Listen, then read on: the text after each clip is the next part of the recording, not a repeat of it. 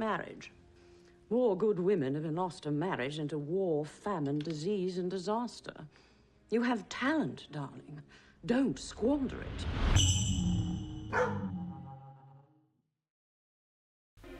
We've all seen her, we've all feared her, we've all loved her for her grand flair, sharp wit, and purely demonic agitation. A truly polarizing character, a childhood nightmare to some, while a fashion icon to the others. And regardless of where you stand with our dual-tone anti-heroine, we all can agree that Cruella de Vil is a scene stealer and a one true star of the 101 Dalmatians. Today I will be focusing on our spot-obsessed legend in all her black and white glory, and look into the art, fashion and design behind her signature oid sinister style. Welcome to the Cruella de Vil style analysis. 1. That wicked woman. There is so much to Cruella de Vil, the fur-obsessed fashionista, stuck on ceaseless mission to fulfill her crave for the dream Dalmatian spotted coat. She was the embodiment of terror for the popping-loving kids in the late 90s. Diabolical, exalted, and reckless to the point of insanity, but as this saying goes, there is a method to her madness. And being a villain that she is, when we strip her of her obvious bad character traits, she is, first and foremost, a driven creative visionary, which is clearly exhibited in her highly artisan environment in which she functions on a daily basis. Being an aesthetic visionary is also expected in her line of work. Now, darling, tell me more about these spots. I did leopard spots in the 80s. Well, Dalmatian spots are a little different, aren't they? Cozy. Cuddly. Classic. Less trashy. Exactly.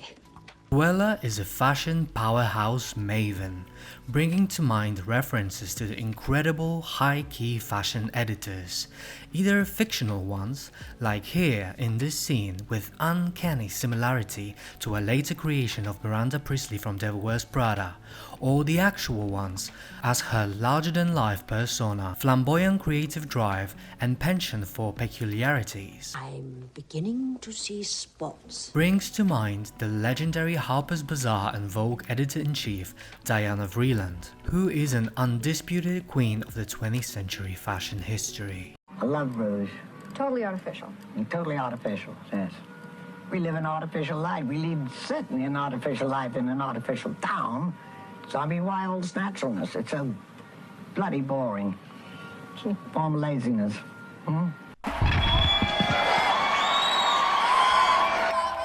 By the way guys, I'm intending to make a video on Diana because she is an unmitigated source of inspiration and wisdom and deserves every ounce of her legendary reputation. And I'm pretty sure of you fashion-obsessed Gen Zers don't have a clue who she is, don't you? Well, do you? I think that depends on what you're... No. That wasn't a question. Of course, Cruella's character in the movies is largely built upon the original creation for the animated movie from the 1960s. A mink-and-wrapped, raspy-voiced lady that sweeps in, engulfed in absinthe-green cloud of smoke from her pink cigarette. Her knife-edged cheekbones, high penciled brow, and large heavy eyelids encapsulate her as a reference to the 1930s glamour of silver screen actresses. We know that Tallulah Bankhead, amongst others, served as an inspiration for the Disney's animator Mark Davis, but personally I would say she is a dead ringer for Marlene Dietrich. And really, that old Hollywood flair is captured in unforgettable 2. Signature insignia. Although her style has its many variations, Cruella chiefly relies on a couple of everlasting artifacts, which are emblematic of her iconic persona. There is no Cruella without her signature black and white hair. Embodying a truly original stamp on styling, she has the complete monopoly on the hairstyle's recognition. but her penchant for the unmissable graphic coif says something more than it seems. At face value, her black and white hairdo, along with liking for duotones in her wardrobe, is merely a pure stylistic preference. But really, the reference goes deeper, and the key is in the persona herself. Her dramatic conduct, her use of transatlantic quips. Anita, darling. This is outrageous. No, Irving, darling. Then no, darling, send me those darling presents. Oh, yes, it was a darling Cadillac. You should really see it, darling. It's darling. Are all part of reminiscing on the times embodied by the black and white movies era. When you look more carefully, you'll see that at heart, she is really an old Hollywood movie star. You were a big bad boy, weren't you, darling? An archetype frozen and preserved half a century later, and her sweeping 1930s exaggerations put to display serve as a caricature of those traits in a vastly different aesthetic realities of the 1960s and 1990s. The black and white is the pinching of nostalgia for the grander times where the culture of her behavior was highly cultivated. We also cannot imagine her without her car, the incredible Panther de Vil, and yes, that is the actual name of the model. The Vil is a neoclassical rendition of the traditional Art Deco car design. This tubular frame beauty was purposefully styled to imitate the early 1930s model of Bugatti Royale. That, again, harks back to the silver screen glamour, the world of Deco residences and lavish riches of notorious studio execs driving down LA avenues, establishing Cruella's aesthetic lineage way before contemporary tasters. And to finish off an air of personal elegance, Cruella is inseparable from her signature cigarette holder, a Quellazer. Yes, this is an actual name for the cigarette holder. Has as much of a practical purpose as it plays to the adornment of its possessor. A slender tube, chiefly made of silver, jade, or bakelite, was considered an essential accessory for the lady's wardrobe from early 1910s to 1970s. The use was primarily utilitarian. The holder acted as a first filter for cigarettes, as those weren't invented until the 60s. Ew.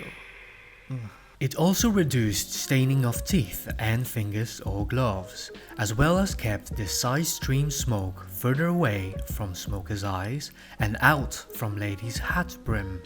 But chiefly, it prevented the ash from falling on a lady's clothes, since women didn't wear smoking jackets. And although men's cigarette holders were no more than 10 centimeters long, women's holders were measured in traditional formal standard lengths dependent on the occasion. We have cocktail length, dinner length, theater length, and opera length. So the idea was, the longer the holder, the more elegant the effect. Further cemented as fashionable accessory by cinema's legends, amongst others, and famously so, by Audrey Hepburn's Holly Golightly in Breakfast at Tiffany's. Some of them were elevated in their design to a work of art. Carolyn Sue Bolter, the philanthropist and designer, possesses a stunning, world-class private collection of a beautiful, one-of-a-kind Quelazers. From a disposable promotional holders to an impeccable selection of rare and artisanal gems of design, the collection of 140 holders is beautifully depicted in a book, A Token of Elegance, Cigarette Holders in Vogue by Martin Barnes-Lober and Rebecca McNamara, along with a fascinating glimpse into a 400 years old history of social smoking. So the Quellazer, the car, the hair, codifies styling into a meaningful portrait of a character, but still, of course, there is no Cruella without her inseparable obsession with 3. Furs. Okay, now buckle up friends, because in order to understand Cruella, we need to delve into a brief take on the history of fur and understand why fur is so important. Fur is a fascinating object because it is one of the rare elements of wardrobe that predates written history of our civilization. Needless to say, it holds a special place in fashion theory, as its prevalence is so robust and meaning so diversified throughout the centuries of its use. In 1991, in the High Alps between Austria and Italy, the body of a prehistoric man, Utsi, was discovered. Utsi is believed to be Europe's oldest known natural mummy. Along with his 5,300 years old body, there was a coat made of 2 different animal pelts and a fur cap. This is one of the oldest preserved examples of fur. In early societies, hunters believed in contagious magic of animals and its transference of strength, courage, skills, prowess, and fertility of a particular animal to a human being.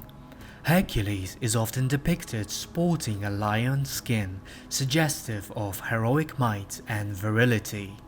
In ancient Egypt, leopard skin was strictly reserved for the kings and high priests for when they performed symbolic ceremonies and religious rituals. Throughout Middle Ages, fur trade was the main backbone of Russian economy.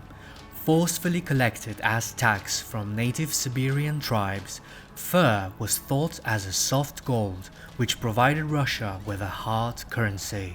The strictness of its usage was echoed again from 14th century onwards, when the ruling classes began to pass ordinances and sumptuary laws which forbade the increasingly prosperous mercantile classes from mimicking the fashions of the aristocracy. Limiting the wearing of certain furs to the higher social statuses had established a deep-seated sense of exclusivity.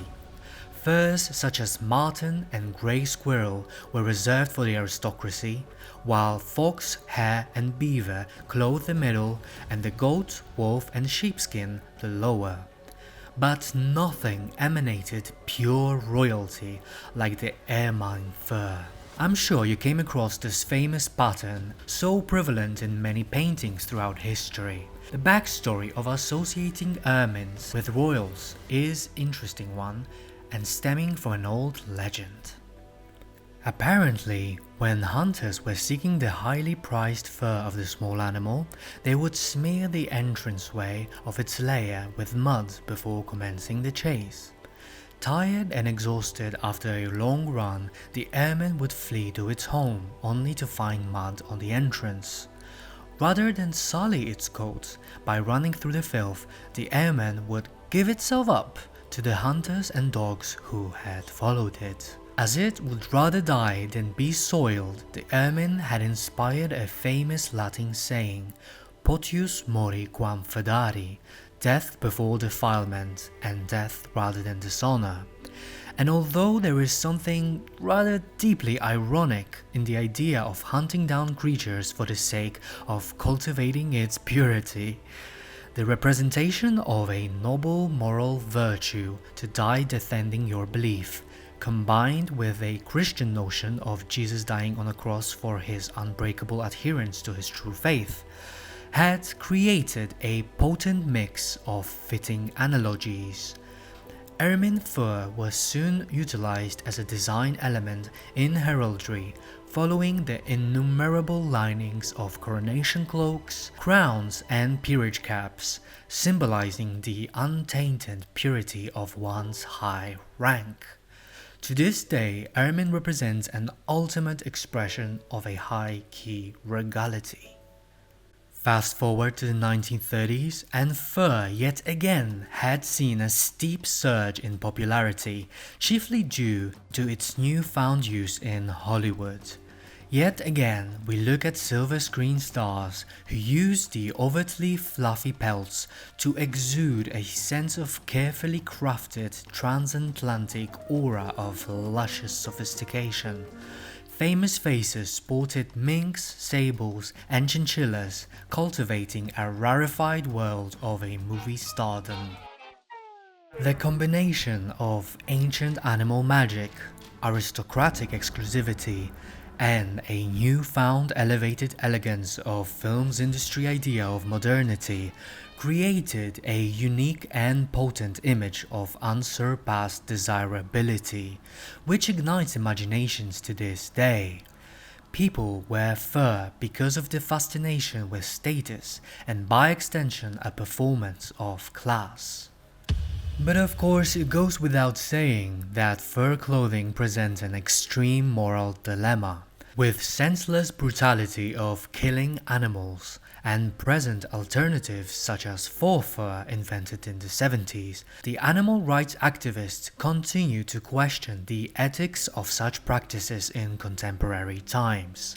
In recent decades, we see a noticeable pushback against fur industry. More and more brands, pressured by the growing self-awareness of their clientele, step back from producing fur clothing.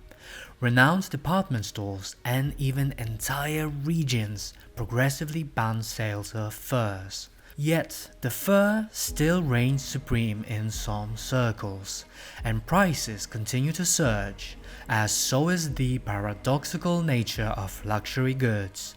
The more scarce the product becomes, the more its tightening exclusivity inspires the desire for it. Cruella's tastes clearly feed off of this philosophy. She evidently doesn't have a problem with the brutal exploit for the sake of her own cultivated collection.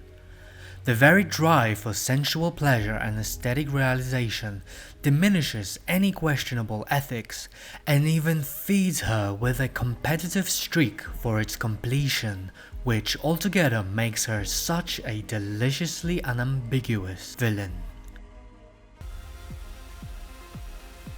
4. The style. But of course, throughout the movies, Cruella doesn't only wear fur, that would be too simplistic. The movies brilliantly expand on the aesthetic vocabulary of her wardrobe. What is interesting is that even though her style is very sophisticated and rather created to appeal to a more grown-up eye, these are films for children, so the visual language has to be straightforward to indicate meaning. The silhouettes are simplified and relied on a most baseline coding behind the shapes that communicate in clear and intuitive way her evilness. How do you create a look that feels sinister from the get-go, that even a little kid, far from knowing anything about fashion, feels it immediately? You can see this being utilized in a very 1980s extremely emphasized pagoda shoulders, messy spiky storm of hair on a slightly parodied take on famous look of Gabrielle Coco Chanel, and in mischievously clawed evening gloves, which by the way are a notable piece of historical couture, famously designed by Elsa Schiaparelli in 1938. On the other hand, the looks play around on the idea of exoticism, and not just by the focus on exotic animal skins, but also by their silhouettes themselves. You see a dress inspired by African tribalism, and a coat made in the style of a traditional Cossack uniform. This is a clever commentary on Cruella's exploitative nature. Visually speaking, everything about her is amplified, and as John Landis mentions in the book Hollywood Costume, Cruella is a wildly exaggerated fashionista, and Anthony Powell's witty costumes brilliantly balance high-styled extravagance with just plain silliness. The silliness can be seen in depicting Cruella in coquettish nightgown, Mickey Mousey mascot-like cloak, and as a literal convent nun, or in dress inspired by a priest's cassocks. But cinematic silliness aside, the looks at their core give out a deliciously nuanced nods to fashion houses, such as YSL, as in this magnificent look, and a similar dress designed by Yves himself for, again, Diana Vreeland, Bulgari, chiefly in snake-themed jewelry, or Cavalli, and his obsession with tiger prints.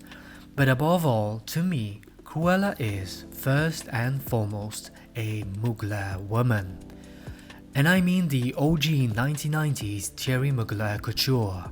You can see this in a very specific, angular, powerful, sinister, almost fetishistic silhouettes. To me, the Mugler inspiration is what makes Cruella the Cruella de Vil. 102 Dalmatians give us an interesting look into a complete opposite of Cruella's psyche. Even more so interesting in that it tries to play on the same style rules but from a differing point of a reformed convict. When Cruella was evil, she depicted in her style as much as in her behavior this enraged, emancipated woman of the 30s and 40s, filtered through the exaggerations of the 1980s. But with a good, cured Ella, 102 Dalmatians aesthetically venture into the looks of 60s and 70s. We see a lot of buns and bouffant hair, along with a much soothed out A-line type of a silhouette.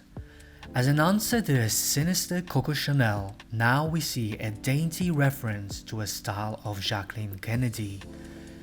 Even the classical 30s motif of a pinstripe suit is smoothed out with a 60s bouffant hair, creating a contrast between the dichotomy of Cruella's good surface and evil that lies within. All in all, this tension between the Cruella and Ella gives us an interesting insight into a design journey of her overall aesthetic, trying on complete opposites while altogether maintaining consistency in personal style. 5. The Devil's in the Details. And as with the whole wardrobe, Cruella presents us with an equally aesthetically charged environment, which is a creation of her own making. Her whole surroundings is in a signature style of a slightly sinister elegance. And while clothes can tell us who she is, the range of personal taste expressed in art and design of spaces and everyday objects can tell us more about her background. 102 gives us a glimpse into one of the key elements of it. Seeing her home makes us understand that Cruella is an aristocrat. She isn't some new money type of social climber. Her house is an old ancestral seat. Throughout the hallway and in the dining room, we see the grand paintings of her ancestors and distant relatives, depicted in a different style epochs throughout ages. Assheton Gorton, a production designer of the movies, mentions that they made an actual tomb of her ancestor, which was featured in some scenes which sadly were finally cut out of the film, but still we can see a glimpse of a stone sarcophagus here. The overall house is heavily inspired by London's Soane's Museum, a famous house of John Soane, a passionate 19th century architect who garnered an impressive collection of casts of architectural details from classic antiquity and opened his own museum. The sarcophagus, along with the ornamental moldings present on the grand staircase, as well as the look of staff's uniforms, all seem to indicate Cruella's rich, upper-class, noble lineage. Her background is never brought up in any way, neither in animated series nor in the movies themselves, which is odd but also quite typical for the 90s. Class disparity wasn't exactly 90s cup of tea. And as much as in 102 Hellhole sets up the backdrop for her upbringing and the structure in which her character was grounded, 101 gives us a glimpse into her own artistic taste and a more personal agency in art and design. The furnishings, the sculptures, and decorative design is a mix of Art Deco, Art Nouveau, and contemporary postmodernism. The modernity of art placed in the office anchors her more to the world of self-made corporate fortune rather than merely inherited privileges. Because at her core, Cruella is a businesswoman, and despite her oddities and impulses, she is successfully navigating a massive business operation. Everything is a neat play on the form, and everything is made in line with some design epoch, but with a riff to display the evilness in the form of shapes, which makes it a very intelligent and sophisticated reference to how we subconsciously perceive something to be villainous. So that's it for the analysis, guys. As for the personal favorites, I love Cruella in her Mugler power suits. I really wish they didn't delete the scene of Glenn Close in bed, which was mirrored after the one in the animated film. What a waste. I'd love to see this scene. Also, something I haven't mentioned yet, but really Cruella's sense of humor is such a gem. Do you like sports, Frederick?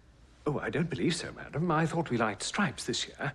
What kind of sycophant are you? She's going to have a baby. Is this true? We're having puppies, too. Puppies? You have been a busy boy. I love how Glenn Close enjoyed playing Cruella. I love that she came dressed as Cruella to the movie premiere as well. That was amazing. I feel like there is so much more to be explored, but then again, it gives me hopes for the soon-to-be-out prequel starring Emma Stone. Thanks again so much for watching, guys. Please do like, comment, subscribe.